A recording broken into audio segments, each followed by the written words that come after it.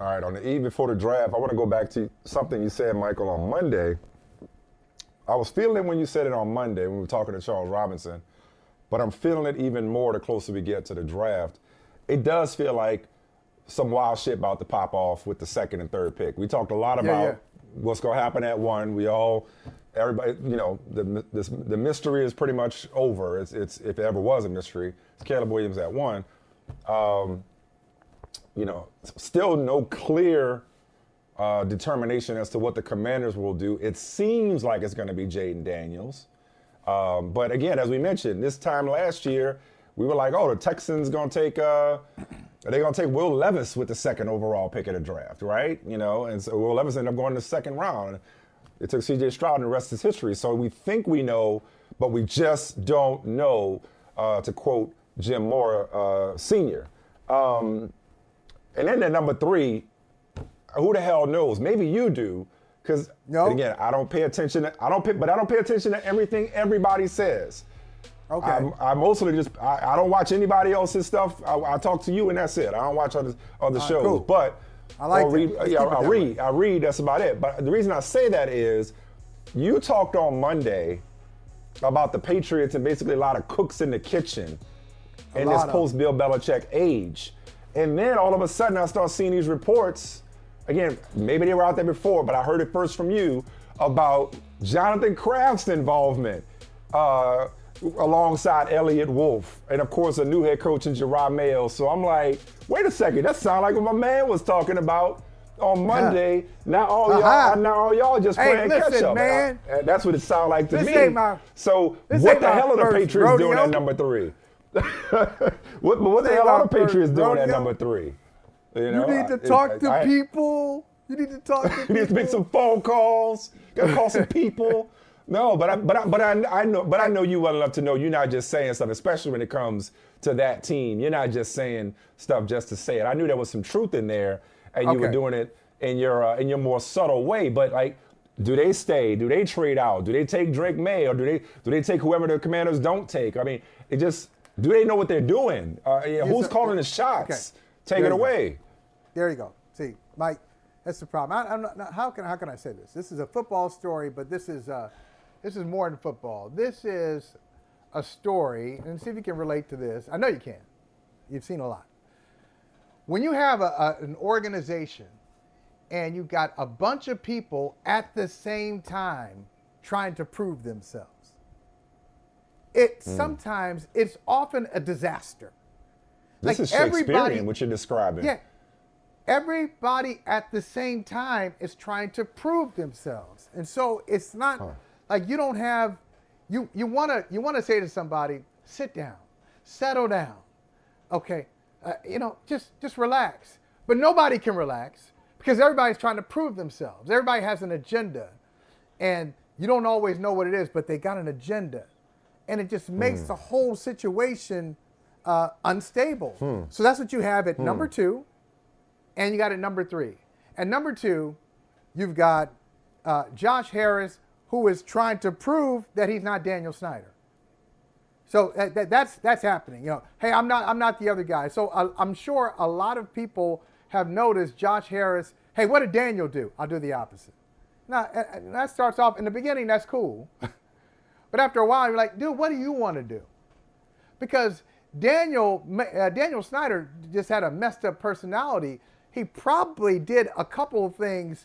It's the right intention. You should do it, but just don't have the personality that Daniel Snyder. Don't bring the same energy that Daniel Snyder brought to it. Everything he attempted to do wasn't wrong. He was just the wrong person doing it.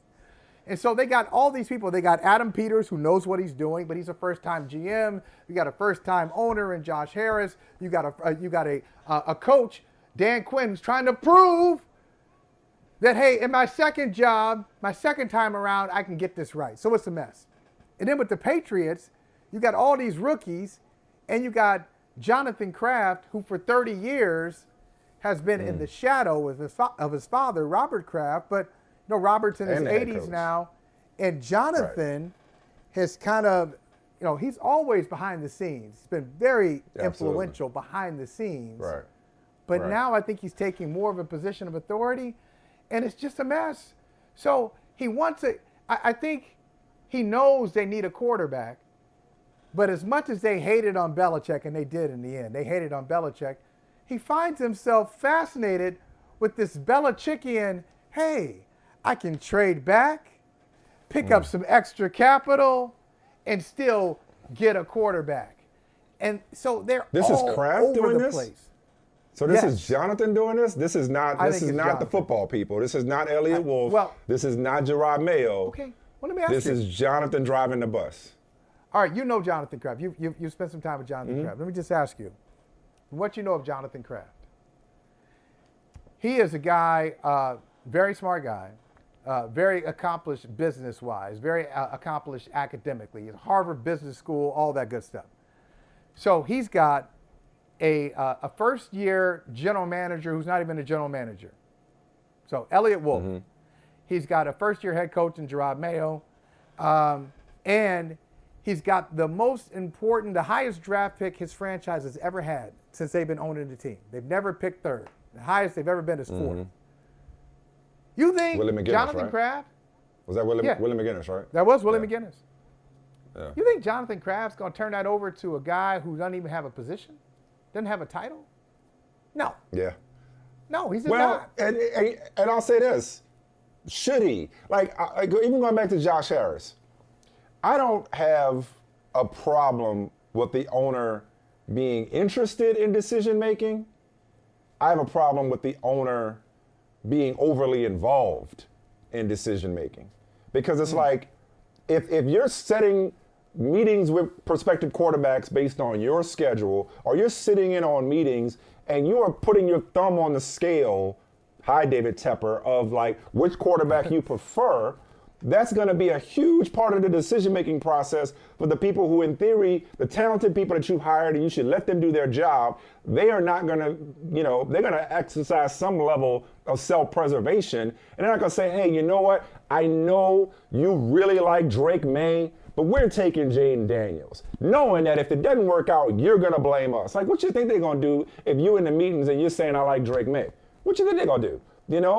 Because you're not being deferential. Being interested in the process is one thing.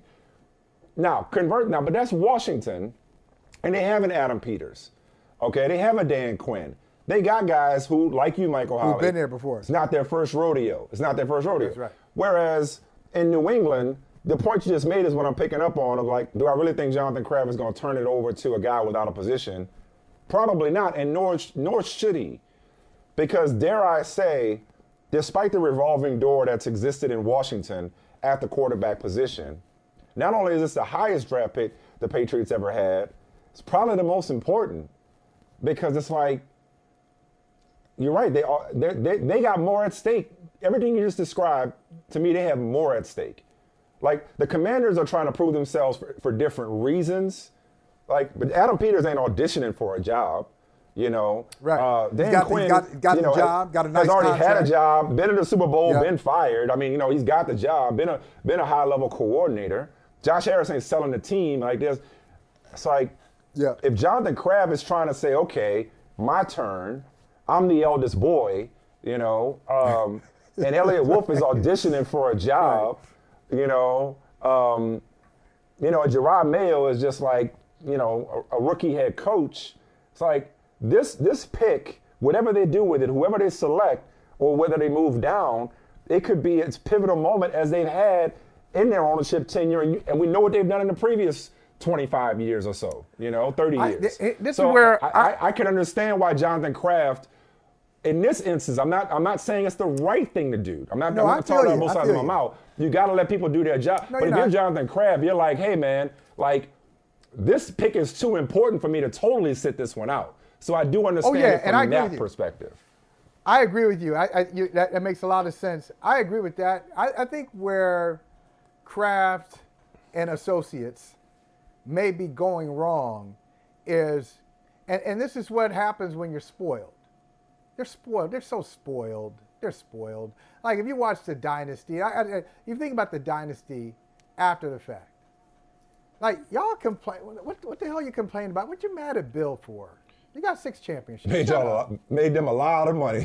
Yeah, I mean, made them a lot of money. Your franchise value soared. They initially invested back in the day. It's always been about credit. Yeah, Yep. right. That's what it is. When they overpaid for the Patriots in the 1990s. They overpaid with $175 million. $175 million. And now they're like one of the top 5 franchises in the world. So, and you got 6 Super Bowl titles. And they're upset. And Robert Kraft goes on camera and says, yeah, I credit him with the Super Bowl loss. Oh, the Super Bowl loss. You mean of the 9 y'all went to with Belichick? Right. You mad? You mad that he didn't get the one over Philly, the Malcolm Butler one? Okay. Yeah. So if he had played Malcolm Butler, y'all would have had 7? Okay. So they're spoiled. They're spoiled. And I think that is driving Jonathan's decision making, because what he should do is sit there and take Drake. But the reason they don't like Drake May, or the reason they're hesitating on Drake May, is because it'd take 2 years for him to be great. 2 years. And they want to be good faster than that. So they might take a higher floor quarterback who won't be as good in 3 years and pass on somebody who's not as good now, but might be great. You think they take McCarthy? You think they take McCarthy? I think they want to take somebody who makes it. So McCarthy, Penix, I think they want somebody who gives them more of a chance to compete faster, without dealing with the who can start sooner, with the ups and downs of a guy who needs some cleaning up. They don't want to start Jacoby, but has all the tools. Jacoby Brissett for a season. Yeah, or they don't want to redshirt a guy. But that might be the best thing to happen to Drake May, because we talked a lot about earlier in the conversation, earlier in the show. We talked a lot about Caleb Williams, and I believe that Caleb Williams will make it, even though history tells us that we're gonna look back in a couple of years and all these dudes everybody can't go. All these dudes ain't gonna make it. They're not gonna hit. Yes, that's right. I think Caleb Williams, despite Chicago's history, I think Caleb Williams will hit. So what about everybody else? If I'm a betting man, based on everything you're saying, Michael, I'm probably betting on the guys that go to Washington, New England. No disrespect, not wishing it on y'all, to not hit, just because of the situation they're walking into. So if I'm Drake May, when I go to bed tonight, when I go to bed tonight, I'm praying. I'm like, Father God, thank you for this blessing. O'Connell. But your will, not my will. Thy will, not my will. But if you don't mind, let the Vikings trade up to 3, please. That's so right. I could go to that situation. We've seen it before. Sometimes the later the better. You get more money early on, but the later the better for these quarterbacks. And if I'm Drake May, I'm hoping that I end up in Minnesota reunited with my old quarterback coach and Josh McCown. Because the other thing too is and this is a thing. It's like you go to a team with a defensive-minded head coach, if you win, and this is something to be mindful for with Houston. We love DeMeco Ryans. But Bobby Slowick ain't long for that situation in Houston. Not to say that C.J. Stroud can't, work with another coach and be just successful. We both are big believers in C.J. Stroud, obviously. But it's like when you got a defensive coach like a Matt Eberflus, like a Dan Quinn, I don't know if Cliff Kingsbury will get another head coaching job, or at least in the NFL, or like a Jerod Mayo. It's like, well, if you do have success, what does that mean, for your offensive coordinator moving forward? Not just that, it's like, if your head coach is a defensive coach, what's the relationship like? I like to think that that's probably more overstated, however, because we just talked about Belichick. Belichick and Brady got along fine. Dungy and Manning got along fine. Chuck Noll and Terry Bradshaw, well, they didn't always get along, but they were successful. Don Shula, Dan Marino, I can go on and on about defensive coaches who have won a lot of games.